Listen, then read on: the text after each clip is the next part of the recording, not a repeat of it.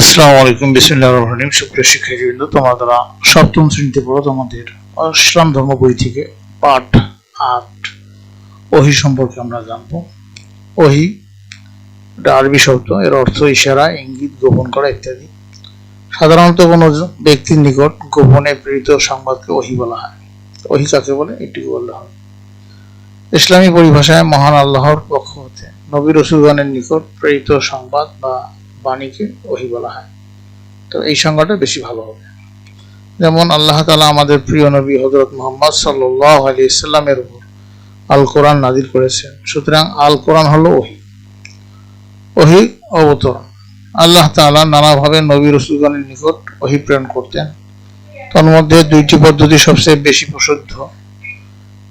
ক হলো ফেরেশতার মাধ্যমে আল্লাহ তাআলা তার বাণী ফেরেশতার মাধ্যমে নবী রাসূলগণের নিকট পৌঁছাতেন। যেমন হযরত জিবরাইল আলাইহিস সালাম হলেন প্রধান অভিবাহক ফেরেশতা। ইনি নবী রাসূলগণের নিকট আল্লাহ তাআলার বাণী নিয়ে হাজির হতেন। আর খ হলো সরাসরি কথা বলার মাধ্যমে। অনেক সময় আল্লাহ তাআলা সরাসরি নবী রাসূলগণের সঙ্গে কথা বলতেন। যেমন আল্লাহ তাআলা হযরত মুসা আলাইহিস সালামের সাথে তুর পাহাড়ে কথা বলেছেন। আমাদের প্রিয় নবী হযরত মুহাম্মদ সাল্লাল্লাহু আলাইহি ওয়াসাল্লাম মিরাজের রজনীতে আল্লাহ তাআলার সাথে সরাসরি কথা বলেছেন। প্রকারভেদ ওহী দুই প্রকার, যথা একটা হলো ওহী মাতলু, আর একটা আছে ওহী গায়র মাতলু।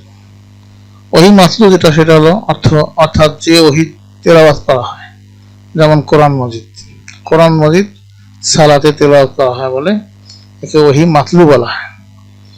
আর ওহী গায়র মাতলু অর্থাৎ যে ওহী তেলাওয়াত করা হয় না, যেমন হাদিস শরীফ সালাতে তেলাওয়াত করা হয় না, এজন্য একে ওহী গায়র মাতলু বলে। মহানবী সাল্লাল্লাহু আলাইহি ওয়াসাল্লামের বাণী, কাজ ও অনুমোদনকে হাদিস বলে। হাদিস কাকে বলে এটুকু বললে হবে। হাদিস ওহীর অন্তর্গত, কেননা মহানবী সাল্লাল্লাহু আলাইহি ওয়াসাল্লাম নিজ থেকে কিছু বলতেন না, বরং আল্লাহ তাআলার পক্ষ থেকে আদিষ্ট হয়ে তিনি বলতেন। এই প্রসঙ্গে মহান আল্লাহ তাআলা বলেন, বিসমিল্লাহির রহমানির রহিম, ওমা ইয়ানতিকু আনিল হাওয়া ইন হুয়া ইল্লা ওয়াহয়ু ইউহা। যার অর্থ হলো, আর তিনি মুহাম্মদ সাল্লাল্লাহু আলাইহি ওয়াসাল্লাম মন গড়া কোনো কিছু বলতেন না, বরং এটা তো ওহী যা তার প্রতি প্রত্যাদেশ হয়। সূরা আন-নাজম আয়াত হলো 3 ও 4। এরপরে ওহীর গুরুত্ব। ওহী অত্যন্ত গুরুত্বপূর্ণ বিষয়। ওহী সরাসরি আল্লাহ তাআলার পক্ষ থেকে নাযিল হয়। এটা হলো অকাট্য জ্ঞান, এতে কোনো রূপ ভুল ত্রুটি নেই। ওহীর সংবাদ সকল প্রকার সৌন্দর্যের ঊর্ধ্বে। ওহী সকল জ্ঞান বিজ্ঞানের মূল উৎস। ওহীর মাধ্যমে আল্লাহ তাআলা মানব জাতিকে সকল প্রকার জ্ঞান দান করেন।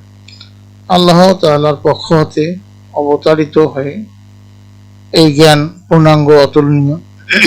আমরা নিজেদের গৃহ সম্পর্কে ভালোভাবে জানি। আমাদের গৃহে কোথায় কোন জিনিস রাখা আছে তা আমরাই সবচেয়ে ভালো বলতে পারবো, বাইরে কেউ তা পারবে না। তদ্রূপ আমরা অন্যের ঘরে কোথায় কি আছে তা বলতে পারবো না। তেমনি ভাবে আল্লাহ তাআলা বিশ্ব জগতের স্রষ্টা। তিনি নিজ কুদরতে সবকিছু সৃষ্টি করেছেন, অথবা তার হুকুমেই সকল কিছু পরিচালিত হয়। পৃথিবীর কোথায় কোন জিনিস কি অবস্থা আছে আল্লাহ সবচেয়ে ভালো জানেন। প্রত্যেক জিনিসের অতীত, বর্তমান ও ভবিষ্যৎ সম্পর্কে তিনি অবহিত। সুতরাং তিনি যে সংবাদ জ্ঞান নাযিল করেন তা অকাট্য, কেউ জ্ঞান খণ্ডন করতে পারে না। আল কোরআন ও হাদিস ওহীর মাধ্যমে প্রাপ্ত। এগুলোর মাধ্যমে আমরা ইসলামের সকল বিধিবিধান জানতে পারি। তাওহীদ, রিসালাত, আখিরাত, জান্নাত, জাহান্নাম ইত্যাদির জ্ঞানও আমরা এগুলো থেকেই লাভ করি। এগুলো না থাকলে আমরা কিছু জানতে পারতাম না। সুতরাং ওহীর গুরুত্ব অপরিসীম। ওহীর উপর বিশ্বাস স্থাপন করলে মানুষের ঈমান পূর্ণাঙ্গ হয়। প্রিয় শিক্ষার্থীবৃন্দ, তোমাদের দলগত কাজ হলো, তোমরা শ্রেণীর সব শিক্ষার্থীরা 2 দলে ভাগ হয়ে এক দল ওহীর অর্থ প্রকার সম্পর্কে মুখস্থ বলবে এবং অন্য দল ওহীর গুরুত্ব সম্পর্কে আলোচনা করবে। আবার প্রথম দল গুরুত্ব সম্পর্কে আলোচনা করবে, দ্বিতীয় দল ওহীর অর্থ প্রকার সম্পর্কে মুখস্থ করবে। পরবর্তী ক্লাসে আমরা পাঠ 9 আখিরাত নিয়ে আলোচনা করব। তো তোমাদের সার্বিক মঙ্গল কামনা করে আজকে এখানে বিদায় নিচ্ছি। খোদা হাফেজ।